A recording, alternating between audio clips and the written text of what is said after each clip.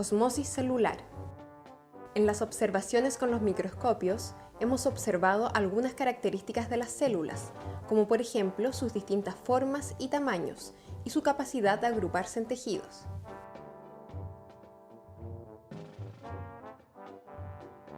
Analiza y discute con tus compañeros y amigos las siguientes preguntas. ¿Cómo crees que las células mantienen sus distintas formas y tamaños?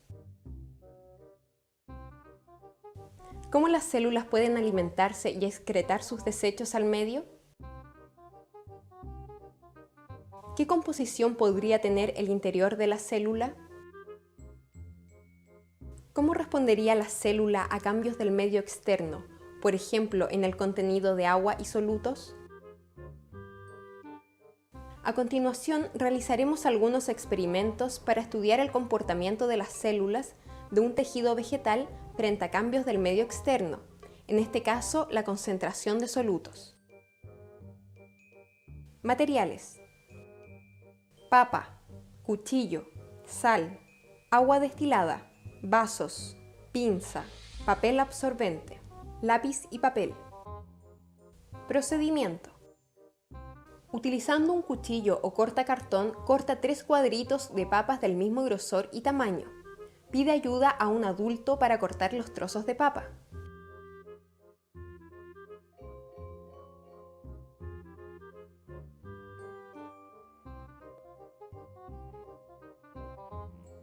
En una hoja dibuja el contorno de cada uno de los cuadrados de papa y asígnales un número a cada uno. Si dispones de una balanza, puedes además pesarlos.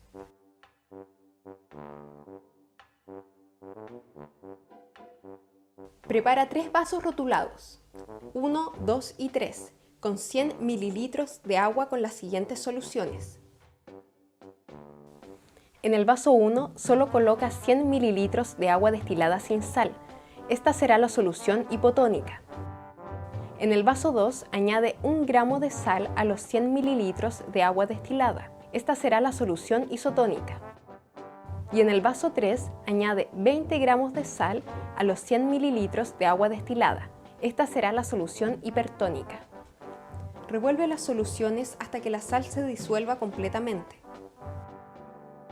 Coloca cada rebanada de papa en un vaso correspondiente, asegurándote que queden bien sumergidas.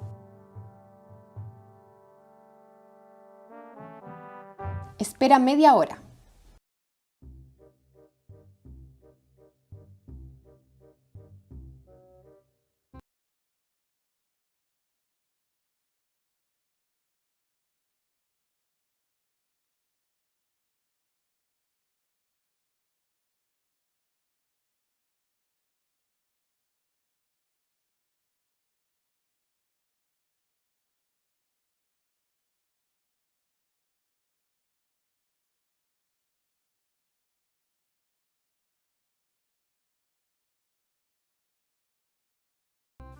Retira de las soluciones los cuadritos de papa con mucho cuidado y sécalas en un papel absorbente y compara su tamaño con los respectivos dibujos de sus contornos en el papel.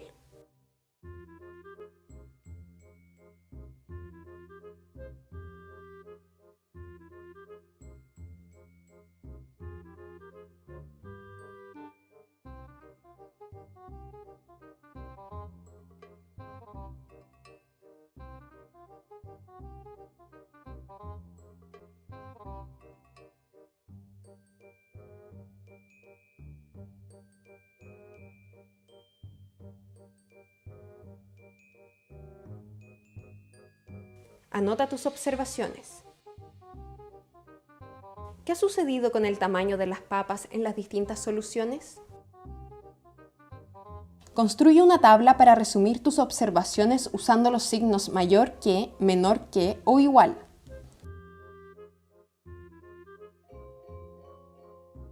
Tomando en cuenta que un gran porcentaje de la composición celular está compuesta por agua y que el tejido vegetal de la papa está compuesto por células, plantea hipótesis que expliquen este fenómeno. La osmosis, palabra derivada del griego osmos o impulso, es un fenómeno físico relacionado con el transporte de fluidos a través de una membrana que permite el traspaso selectivo de sustancias a través de ella, es decir, es semipermeable.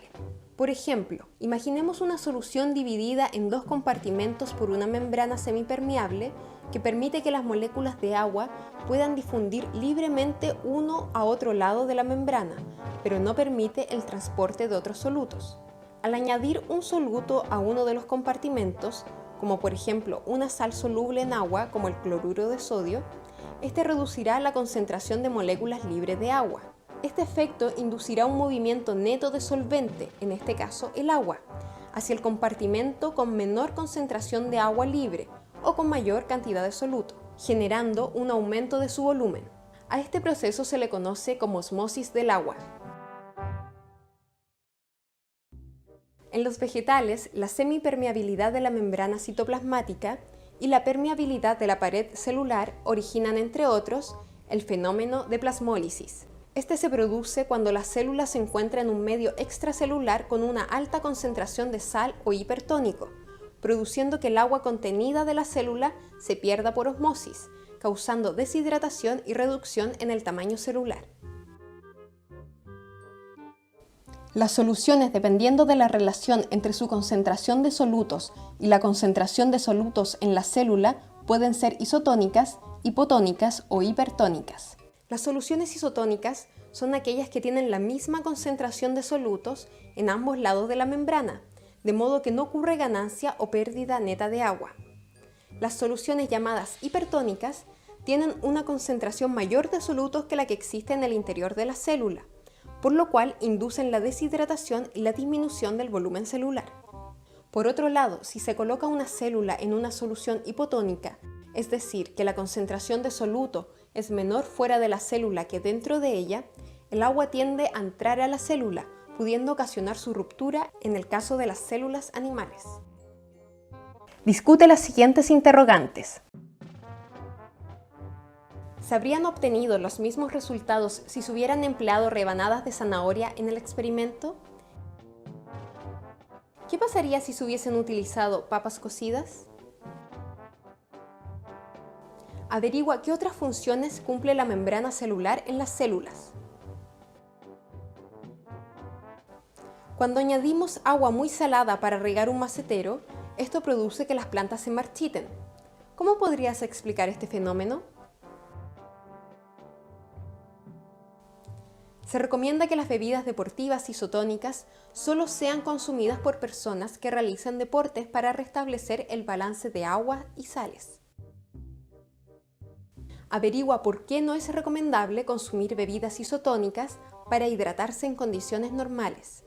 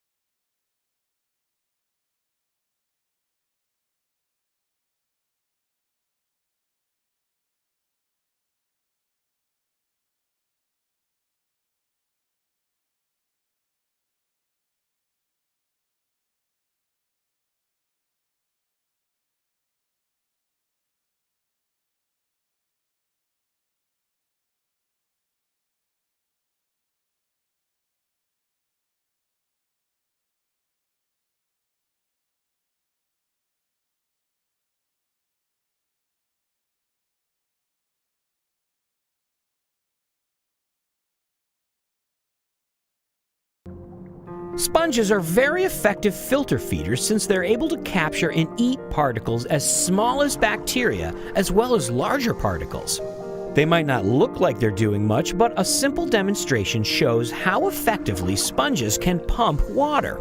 On a reef in the Caribbean, I make a dive with a syringe filled with a non-toxic dye called fluorescein. By squirting it around the base of some sponges, we can observe how the water is moving by watching what the dye does.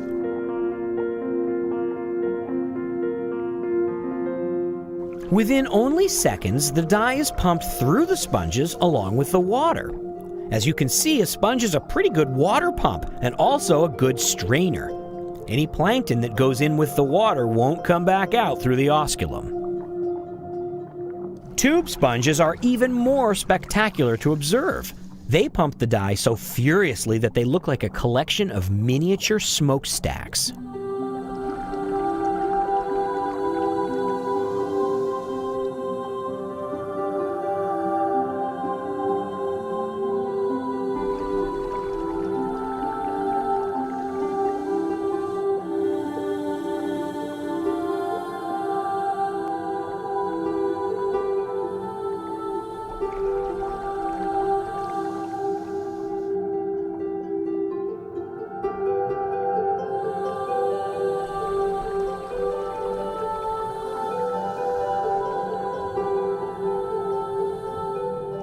The ultimate test is a hefty barrel sponge.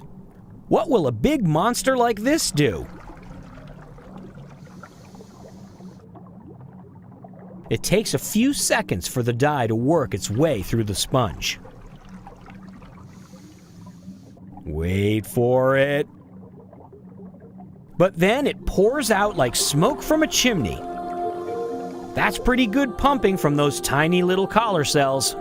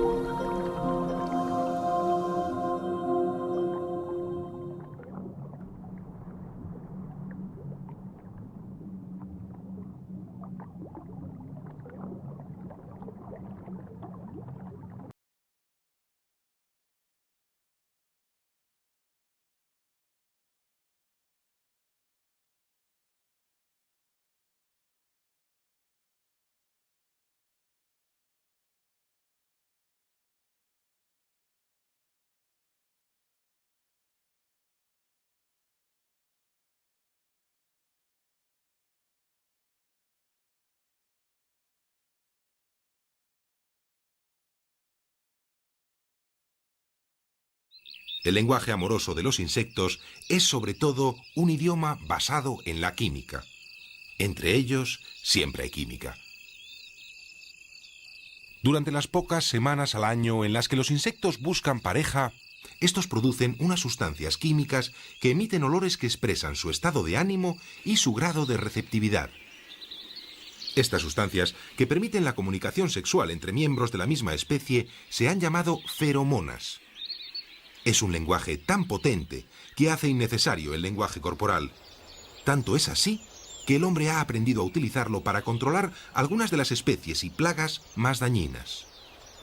Pero que sea químico y por lo tanto invisible no impide que sea un auténtico modo de seducción.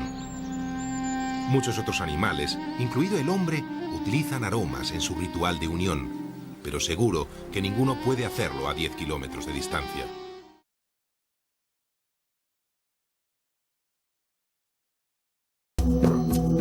Famosas por tejer sus telarañas, muchas arañas las utilizan para atrapar a sus víctimas. Las arañas tienen unas glándulas especiales en la punta del abdomen que producen hilo. Las delicadas pero peligrosas telarañas atrapan cualquier cosa que se cruce en su camino. Los insectos voladores son especialmente vulnerables. El pelo corto que cubre las patas de las arañas les permite ser muy sensibles al tacto. Sienten las vibraciones de sus víctimas y se apresuran para atrapar a su presa. Todas las arañas matan a sus presas soltando veneno por sus dientes. Pero en realidad, pocas picaduras de arañas son peligrosas para los humanos.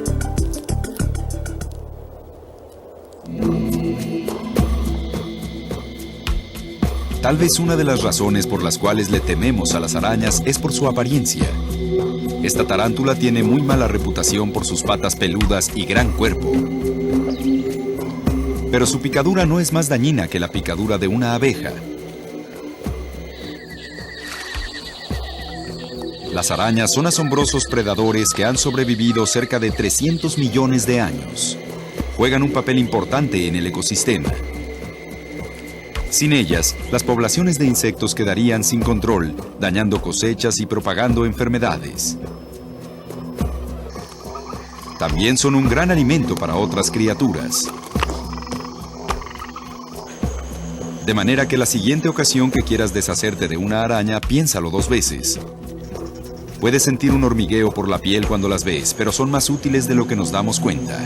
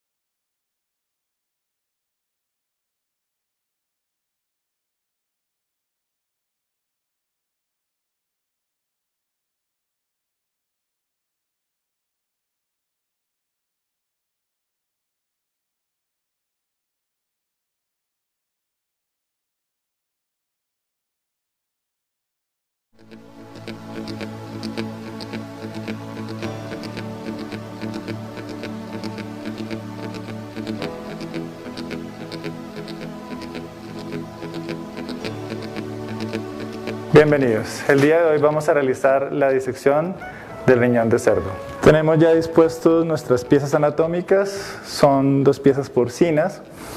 El riñón humano es un órgano par, se encuentra localizado en el retroperitoneo y por debajo del nivel del diafragma, es infradiafragmático. El riñón izquierdo está un poco más elevado que el riñón derecho y se encuentran dispuestos entre la vértebra torácica 12, a la altura de la vértebra torácica 12 y la lumbar 12.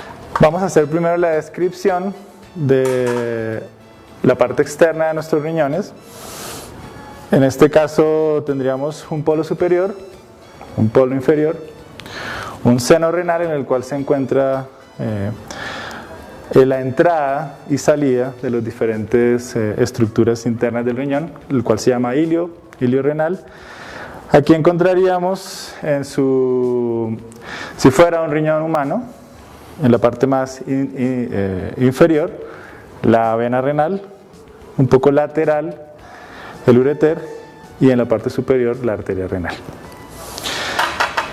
Un riñón humano tiene una cápsula renal que estaría localizada en esta zona, en el polo inferior, y una fascia, que es una fascia grasa, que está por la parte prerrenal y por la parte retrorrenal, y que se encontrarían en el polo superior e ingresarían al riñón en una zona que corresponde más o menos con la localización de las glándulas adrenales o suprarrenales.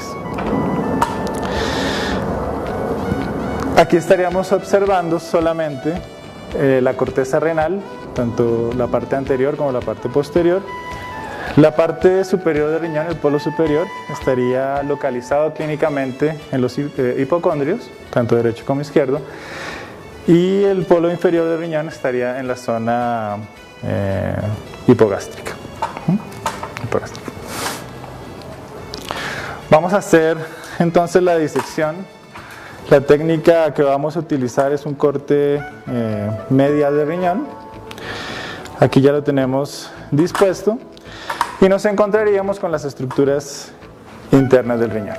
Lo primero que vamos a reconocer es la corteza renal, que aquí, como ven, tiene un color distinto a la zona más interna, que es la médula. Los riñones se encargan de filtrar la sangre.